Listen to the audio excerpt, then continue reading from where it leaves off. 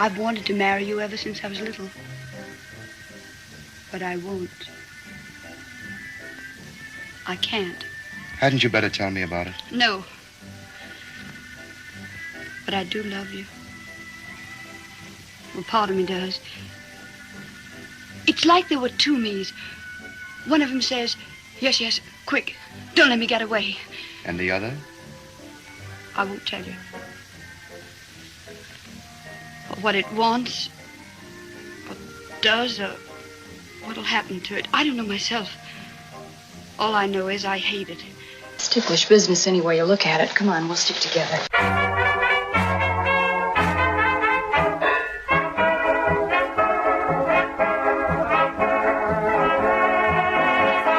Hello, everyone, and welcome to Ticklish Business.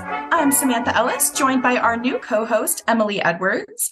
So excited to talk this week about Miriam Hopkins. This week, we're without our fearless leader, Kristen, unfortunately, as she's busy covering Cannes Film Festival.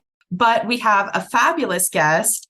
Allan R. Ellenberger is an incredibly prolific author in the classic film genre and has written books devoted to the lives and works of stars such as Rudolph Valentino, Margaret O'Brien, and perhaps most notably, Miriam Hopkins in his definitive biography, Miriam Hopkins, Life and Films of a Hollywood Rebel. Before we talk to Allan about Miriam, we'd like to briefly remind everyone that if you haven't checked out our Patreon at patreon.com/ticklishbiz, you should. We do additional bonus pods, including doubled features looking at remakes and based on a true podcast looking at biopics and true crime. We just wrapped up our Old Hollywood March Madness bracket, and we have plenty more content on the way. We also give out regular care packages of movies and gifts and let you guest on an episode. Patreon.com/ticklishbiz. And don't forget to order Kristen's book, But Have You Read the Book? 52 Literary Gems That Inspired Our Favorite Movies. And our new Redbubble store has some fabulous art by myself and Terrence Hilt. So that should be so great to check out. You've got Makoko mugs and all kinds of good stuff. We are this week talking all about Miriam Hopkins, specifically in one of my favorite films of hers, The Story of Temple Drake from 1933. Allan, how are you? Let's just get this started. How did you start with your love of Miriam? What made you want to write about her? She's really not a star that people gravitate towards these days, which is so unfortunate because she was just as big of a star as the Bette Davises and the Joan Crawfords. I've always been a big fan of Bette Davis.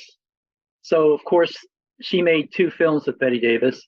And I always thought that the characters she played in both were I just was drawn to them. They were so interesting. And I thought she was interesting. And I had read a little bit about her, and I had heard about how difficult she could be on the set, how her and Bette Davis had this big feud.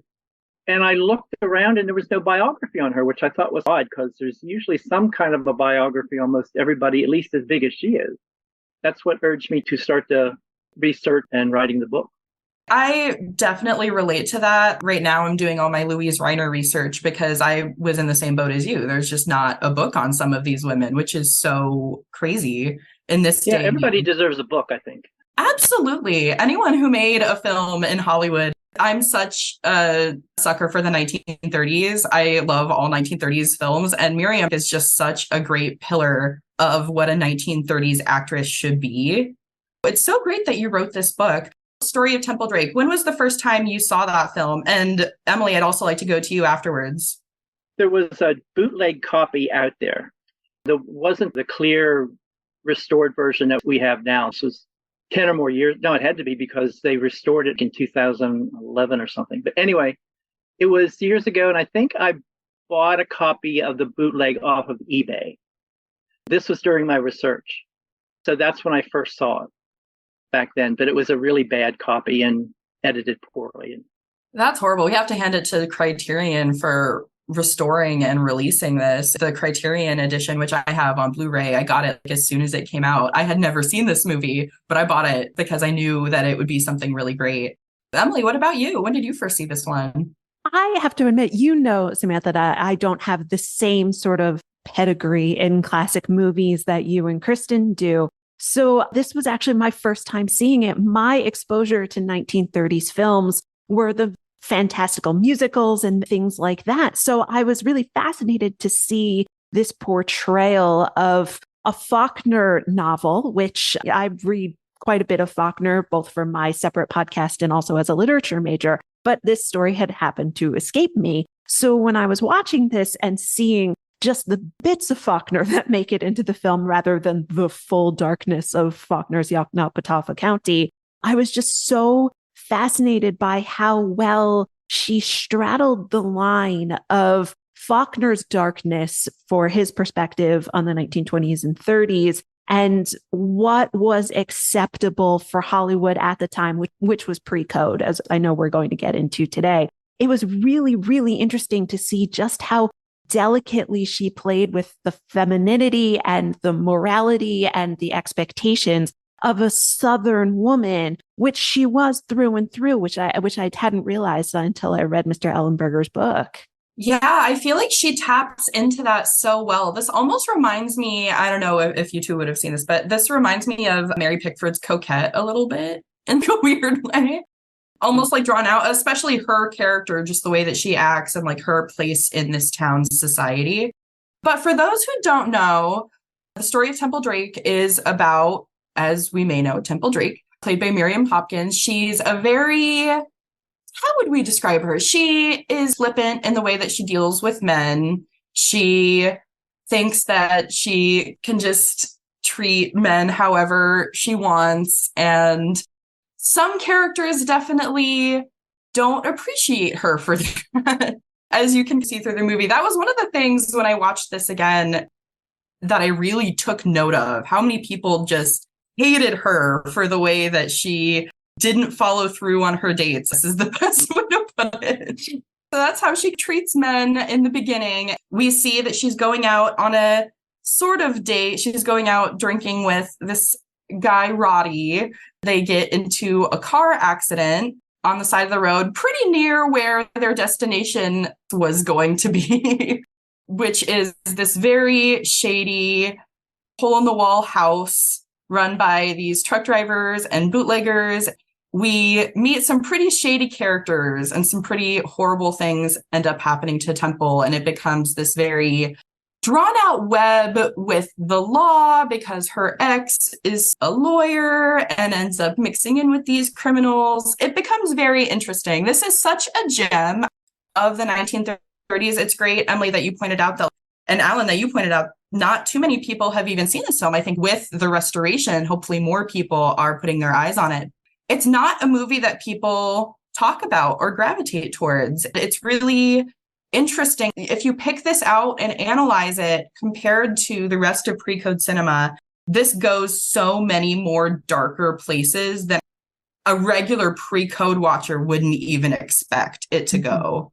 Mr. Ellenberger, I was wondering, she struggled quite a long time to be taken as a dramatic, serious actress.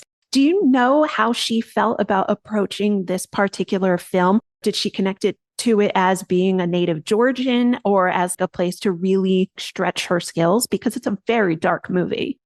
I don't know whether she attracted to it as being a Southern part so much, but I know that it was one of those parts she felt had meat to it, that she could actually do something, because a lot of the parts Paramount was giving her were just not very fluffy blonde roles. Yeah, this kind of thing.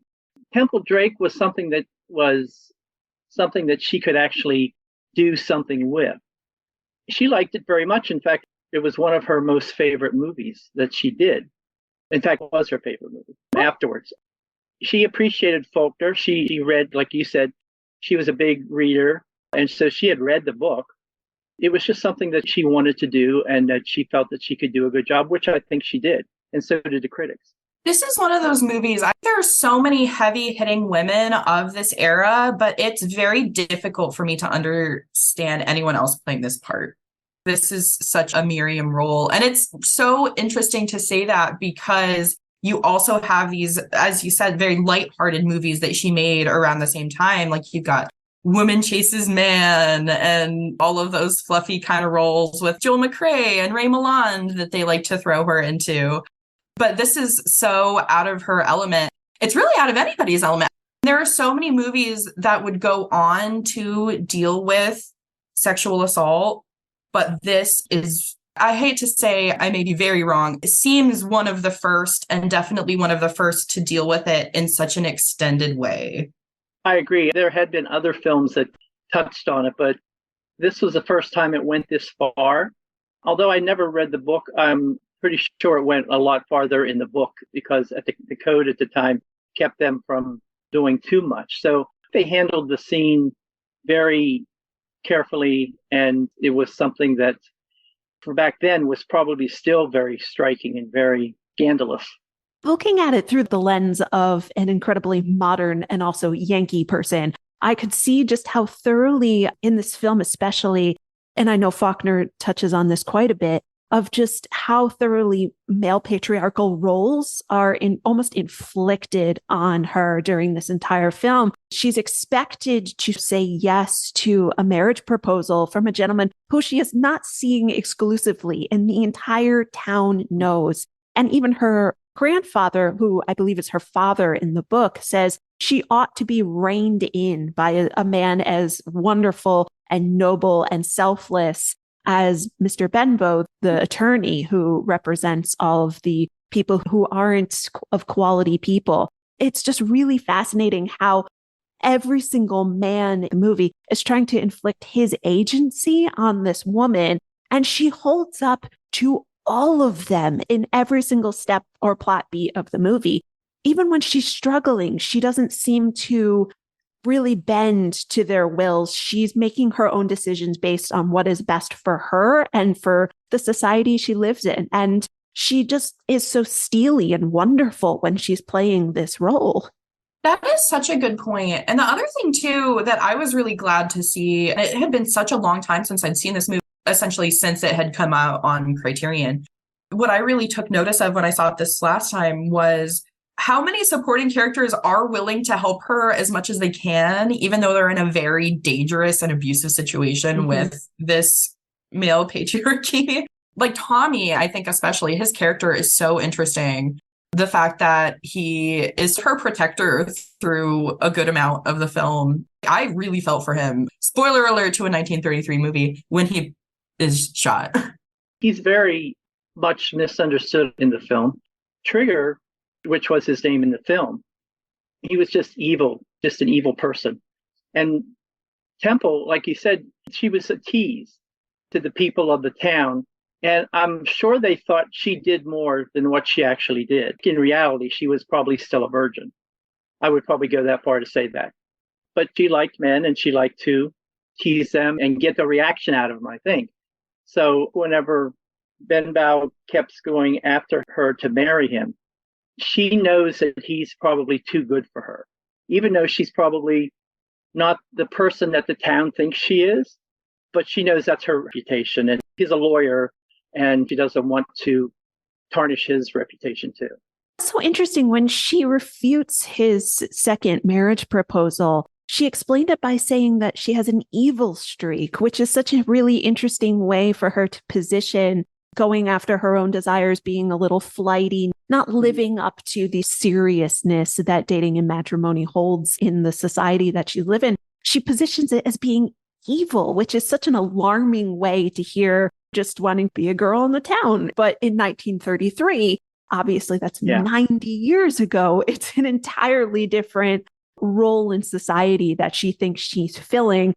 Your heart almost breaks for her because she could just keep on keeping on if other people didn't meddle in her desires and her plans for herself. And we see all of these other characters' reactions of her and her behavior. And I feel like that really tells us how everyone perceives her and how her behavior is supposed to be perceived. Just like Tommy says throughout the whole movie, if everyone just lets her alone, she will live her best life. As you mentioned, Allan, Jack LaRue's character Trigger is just the personification of evil. Their interactions are so interesting and so powerful. Especially you see the scene after the assault and she's in his car and they're just driving. You see her face. You can see that she's just seen and gone through so much. That is all Miriam Hopkins, just such a powerful performance. But it's so interesting at the same time, looking at Jack LaRue in this film, I couldn't help but think that this is usually in the early 1930s, this would have been such a Humphrey Bogart role. And can you imagine if Humphrey Bogart had played this before he was really huge? Definitely would have marked his entire career if he had played a character capable of things like that. I thought Jack LaRue did a good job. Just looking at him, he looks like a gangster. But they originally wanted George Raft for the role, but he didn't want to do it. He fought them tooth and nail. He said that if he did this role, his career would be ruined. But he said if Adolf Zucker put $2 million in his bank account, then he would do it. But he said otherwise, he goes, I'm not going to go in there and play a gangster who rapes a girl and kills a mentally challenged boy. What would people think? He thought it would ruin his career. But Jack LaRue actually thought it would improve his career because he was just doing regular roles and things like that. And he thought that this role would actually make him a star almost. But actually, it had no effect at all. It didn't hurt his career and it didn't help his career. So he just went back to playing the same old roles that he had before. George Raft, they told him he was going to do it, and they had already started filming. He didn't show up at the first day of filming. That's when they replaced him with Jack LaRue, but he was put on suspension. He had to wait a while before he got a next film. We know how notorious George Raft is for turning down crazy big and crazy interesting parts. This might be the one role he should have turned down. It's a brutal, brutal portrayal of any human being. But sometimes I feel like cutting characters as just evil, it's the easiest way to deal with it. Because if you had given him a backstory and him family and him wants and desires, aside from just the desires that he acts on, it would have been poison for anybody's career. Whereas if you just say, this is a caricature of just an evil person acting on another human being, it makes it slightly more palatable. And I'm not as convinced that it would have necessarily completely ruined another person's career, because it doesn't really give him anything outside of just actions to take, if that makes sense. If you look at it as a caricature of a gangster that no one could be hypothetically this evil, hopefully, from that angle, I could definitely see another bigger actor taking it. But as you mentioned, Jack LaRue, I think he's perfect for it. He's spot on. He's almost like if Peter Lorre and Humphrey Bogart had a love child, because he's got that element of creepiness to him. I mean, me personally, I had never seen him in a film before this. That helped. If the good old jolly Humphrey Bogart that I have seen in 100 movies was in a movie like this, or George Raft that I had seen a dozen movies before this, if I had seen that, it would have taken away that element of this is a stranger and I don't know what he's going to do next. There was another reason he didn't want to take it. The first was, of course, he thought it would ruin his career, but the second one was that he hated Miriam Hopkins. They had did a film a year before, Dancers in the Dark, with Jack Oakey. I don't know if you've ever seen that one. George Raft was in it. They just didn't get along. They would argue about the role. She would criticize his acting, which he didn't like. And one day they were arguing about something. And he said, I'm going to punch you in the nose. So she turned around and went to walk away, and he grabbed her and pinched her behind. And that infuriated her. And she turned around and she went to take a swing at him with her fist. And Jack Oakey grabbed her around the waist and held her back. George Raft just walked away and laughed. They didn't like each other. But there were a lot of actors that Miriam didn't like for one reason or another. Want more Ticklish business? Join us over on Patreon alongside patrons Melanie, McF, Jacob Haller, David Floyd, Danny, Christine Mier, Andrew Hoppe, Amy Hart, and Allie Moore. Patrons listen to episodes 48 hours early, receive regular guests, and can even guest on an episode of their choice. Patreon also helps us create content like our TCM Classic Film Festival audio episodes and series like 6 Weeks with the Thin Man, Being Elvis, Based on a True Podcast, and doubled features. It's all on patreon.com/ticklishbiz. And don't forget to get your favorite Ticklish Biz moments immortalized on merch at a Redbubble shop at redbubble.com/people/ticklishbiz. Redbubble is the home for our Gene and Judy Makoko mugs, as well as our May the 4th Welcome to the Lois Side art crafted by artist Terrence Hills. We thank you for your support. Now back to the show. When you say that, that reminds me a lot. We talked so much about Veronica Lake on the show and her relationships with her leading men. What do you think It was about Miriam or about these men that they didn't get along with her or vice versa. Was it a similar situation to Veronica in the sense that she just wanted to be her own independent actress and these men were just getting in her hair? Were the circumstances a little different depending on the relationship? I guess it would depend on the relationship, but Miriam had a habit of, when she came on a project, she wanted a good script. And if she didn't think it was a good script, she would sit down and she would rewrite parts of it. That would tick people off. And like she did with Georgia F., she would criticize the other person's performance if she didn't think it was quality with what hers were. She meant well. And if she would have been a man, it wouldn't have meant such a big deal. Because she was a woman, she was just supposed to take the roles that she was given and do them, and that was it. But she thought that she'd never get anywhere. It was her opinion that she had to improve them in order to be the same quality that she felt that she had to do. These were just some of the things, and that's mainly what ticked people off about her, was that she just came in and took over. Even the directors would get upset with her, and one time a director said, "Miriam, why don't you just direct this picture?" And she probably would have if they'd have let her. I would have loved to see that. She would have been a fantastic director. As we all know, film is such a collaborative medium, and it just seems like she wanted the best out of her team that she could get. And unfortunately, maybe sometimes she didn't go about it the right way, but it sounds like she was well-intentioned. Well, Sven, you're right. She didn't go about it the right way. There were probably better ways that she could have done it. She would have been a good producer anyway. Then she could have had control of the whole thing. And I think that was a dream of hers, but of course, it's not going to happen. Just because of the age. How did Temple Drake affect her career? Of course, you said she looked on it as her favorite, but do you think that it pivoted her into these other types of roles eventually? Or do you think they just stuck her back in the romantic comedies? A little bit of both. She still did some of these romantic comedies afterward. I can't remember when Becky Sharp was. I don't know if that's before or after. I think it was after. A little after, 35. Yeah. She was able to fight for pictures and get some of the ones that she wanted. So it gave her some clout. She got good reviews for it. I was always surprised she never got an Academy Award nomination for it, just because she just is so good in it. It was probably because of the storyline that probably kept people from that. Her career didn't really change much with it. She got a few good parts after that. She was more into theater anyway, so it wasn't a big deal to her. So many of the really talented actresses that just didn't play the game seem to be all about the stage. It definitely reminds me of, as I mentioned before, Louise Reiner and Katharine Hepburn. Now that you mention that, it's really interesting bringing up the Academy Awards because I bring up 1933.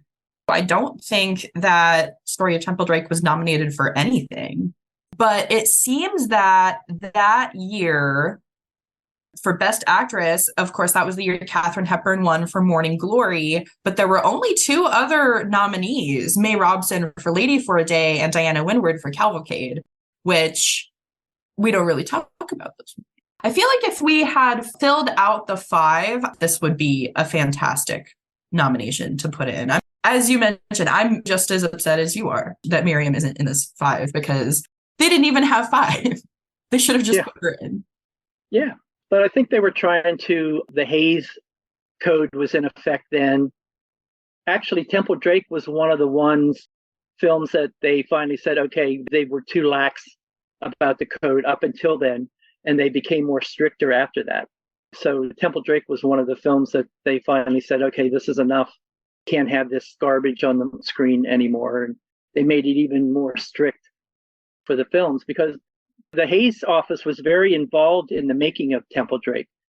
They had representatives come and see the rushes every day. They would make suggestions. The first time they had a 3-page letter on changes they wanted to make to the script, which Paramount did some, but they did on others. Like for one, in the rape scene, whenever Temple's laying in the barn on the floor, they didn't want any corn cobs anywhere in the scene. But when you watch the film, it's filled with corn cobs. So there were some things they just didn't listen to, and other ones they felt if it didn't hurt the movie, they placated them and made the changes. I was comparing it while I was watching it mentally to other films that I know or that are notoriously pre-code. I was thinking, there's no nudity. She's not really vampy. She's not actively seducing anybody. Cops don't even really show up in this. We just go straight to court. Nobody's getting arrested. We don't quite have the depiction of the police as the do-gooders. And I was actually trying to realize what, aside from the fact that she is making out with several boys in different cars and drinking moonshine, which is illegal at the time that they're making this, I was thinking, what exactly is really pre-code about it? Because at the end, she does do good, but I guess she doesn't get married like in a Shakespeare play. So I guess that's seen as immoral. But she does have a man claim her at the end. And you can only extrapolate that she will finally settle down. And if he'll have her after this escapade, probably get married. So it was such an interesting limbo picture for my understanding of what pre-code cinema was like and post-code cinema was like. She was such a literary person. And I didn't know much about her until I was looped into this episode and realized we were doing this. But her first break was in a play that was based on a Theodore Dreiser book. He was censored quite a lot. She was dealing with the very real politics of the day of what is art, what should be censored, what is suitable for the American public, which I'm not sure if you're not a huge classic movie fan, which you're not fully steeped into the world of it. I'm not sure if you can fully grasp just how obsessed America was at the time of putting good morality, air quotes, on display. And she would have been in the thick of that discussion right as the code was taking over her livelihood. And I'm just curious, was she outspoken about it? I know she was watched by the FBI. She was a very political person. And I'm wondering just how she negotiated that with her love of literature and art. Whenever Temple Drake came out, there was a big discussion about the code. She called them the censors. She said Paramount had to deal with the censors and they did the best job that they could with it. She felt that they should just let the producers do what they want and let the people decide what they want to see, and that people shouldn't be going around censoring what everybody could watch because not everybody had the same taste in everything. She was very liberal and she became very political, especially after she married Anatole Litvak, because he got her involved in politics after that. But before that, she wasn't so much involved in it, but she was still very liberal in her social views. Then after her marriage to him, then she got more involved in the politics of the Screen Actors Guild and even with certain politicians. As we were touching on before, you could make the argument that the code hindered Miriam from getting an Oscar. So many of the films that she made throughout the 30s and even some in the 40s, like the lady with the red hair that I've seen in love with her and Claude Rains. I believe that she probably had to fight the code on nearly every movie that she made throughout her prime. They were able to include some of the scenes that they unfortunately had to cut from some of these films. She would have been able to display her talent a lot better. And not that she wasn't able to. For people who are listening that aren't necessarily a Miriam Hopkins fan, we could just go back and forth on so many amazing Miriam Hopkins movies because there are so many that I love. I know she was Star of the Month. It was in January. I want to say last January, I watched every single movie that I could during that entire month. We talk about these three, talk about the code. That is such a powerful one that I'm sure they really had to fight tooth and nail to get some of these scenes, but they didn't get as much as they wanted from that movie either. There are just so many good examples. For these three, they had to change the whole theme of the movie to make it so palatable for general audiences, because back then you couldn't even mention a lesbian back then. But I think they did a good job in adjusting it, because a lot of times people have said that the code made producers be more creative and more particular in their scripts. I think in some way that is true. Just like these three, they made it a romantic triangle, and it worked just as well that way as it would have been whenever The Children's Hour was made, which they more followed it. But even Shirley MacLaine complained about that and said that they could have done more with the gay point of view. She thought it was handled just a little bit too much, but at least the theme was there and you knew what it was by the end of the movies. That and Becky Sharp and this all stick out to me as films of hers that if they had just kept everything that they could have made, if they had been able to put anything that they had wanted to, she would have gotten that nomination. And if people had been a little more tolerant back then of the things that she was doing on screen. Definitely the code kept her from getting that Oscar nomination that year. I've seen the other performances, and they were good, of course, but I don't know, it was just something about Miriam's.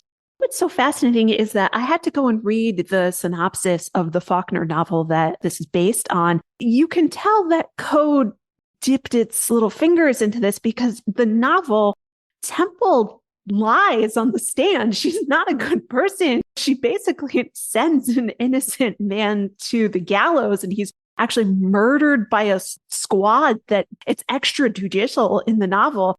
Again, Faulkner, really dark, really doesn't hide from anything.